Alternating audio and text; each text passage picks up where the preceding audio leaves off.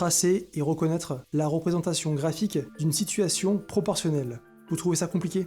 Pas de panique, je suis Guillaume du livrescolaire.fr et si vous avez 3 minutes devant vous, je vais vous expliquer. La représentation graphique d'une situation proportionnelle, c'est un ensemble de points qui respectent 2 conditions. Premièrement, ils sont alignés. Ça c'est bon, ça non plus. Deuxièmement, ils sont alignés avec l'origine du repère. Ça c'est bon, ça non, ça c'est bon, ça non, et ça non. Si une de ces 2 conditions n'est pas respectée, la situation n'est pas proportionnelle. Voyons ça sur un exemple. Le patron d'un magasin de chaussettes a décidé des prix de vente suivants. Il vend une paire 1 €, 2 paires 2 €, 3 paires 2,50 €, 4 paires 3 €, 5 paires 3,50 €. Est-ce que les prix de ces paires de chaussettes sont proportionnels au nombre de paires achetées? Traçons la représentation graphique pour le savoir. Étape 1, on trace l'axe des abscisses. On trace d'abord l'axe des abscisses sur lequel on va placer les valeurs de la première ligne de notre tableau, le nombre de paires de chaussettes vendues. On n'oublie pas d'indiquer au bout de la flèche ce qu'on représente sur cet axe. On place le 0 sur notre axe, puis on s'occupe des graduations.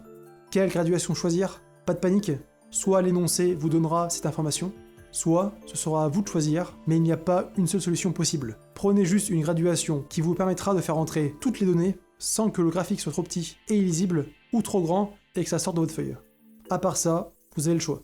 Ici, je vais prendre 2 carreaux égale une paire de chaussettes. On place les nombres 1, 2, 3, 4 et 5, et on passe à notre étape numéro 2, on trace l'axe des ordonnées. Cet axe doit couper l'axe des abscisses en 0. On n'oublie pas d'indiquer ce que cet axe représente au bout de la flèche, ce qu'on a dans la deuxième ligne de notre tableau, le prix à payer. Le 0 de cet axe se trouve au même endroit que le 0 de l'axe des abscisses. On s'occupe ensuite des graduations. Quelle graduation choisir? Encore une fois, pas de panique. Soit l'énoncé vous le donnera, soit ce sera à vous de choisir, mais il y a plein de solutions possibles. Faites juste en sorte que les données rentrent, que ce soit pas trop petit pour pas être illisible, et que ce soit pas trop grand pour pas sortir de votre feuille.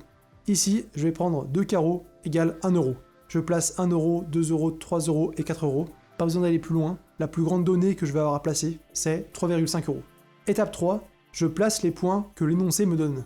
Les coordonnées de tous les points que je vais avoir à placer se trouvent dans le tableau. Première colonne, une paire de chaussettes coûte 1 €. L'axe des abscisses, c'est l'axe du nombre de paires de chaussettes. Je me place donc en 1. On s'intéresse à une paire de chaussettes pour le moment. L'axe des ordonnées, c'est l'axe du prix des paires de chaussettes. Combien coûte une paire de chaussettes? 1 €. Je me place donc en 1. Le point représentant le prix d'une paire de chaussettes se trouve donc ici. Une paire de chaussettes coûte 1 €. C'est bon pour ce point, on passe à l'information suivante. Deuxième colonne, 2 paires de chaussettes coûtent 2 €. Sur l'axe des abscisses, on se place au niveau du nombre de paires de chaussettes, 2. Sur l'axe des ordonnées, on se place au niveau du prix, 2 €. Le point qui représente cette information se situe donc ici. Troisième colonne, 3 paires de chaussettes coûtent 2,50 €. Quatrième colonne, 4 paires de chaussettes coûtent 3 €. Cinquième colonne, 5 paires de chaussettes coûtent 3,5 €. Et voilà, tous nos points sont placés. Étape 4, on conclut. Les points sont-ils alignés avec l'origine du repère? Clairement pas. Le prix des chaussettes n'est donc pas proportionnel au nombre de paires achetées. Quel aurait dû être le prix des chaussettes pour que cette situation soit une situation de proportionnalité? Il aurait fallu que 3 paires coûtent 3 €, 4 paires 4 € et 5 paires 5 €, par exemple. Dans ce cas-là, les points de cette représentation graphique auraient bien été alignés avec l'origine du repère. Des questions? La représentation graphique d'une situation de proportionnalité, c'est encore compliqué pour vous? N'hésitez pas à poser toutes vos questions en commentaire, je ferai de mon mieux pour y répondre. Et c'est l'heure de la question de la fin. Voici 4 représentations graphiques. Laquelle ou lesquelles d'entre elles représentent une situation de proportionnalité? J'attends votre réponse en commentaire. N'oubliez pas de m'expliquer comment vous avez procédé. Sur ce, bon courage à vous, et à la prochaine pour encore plus de maths.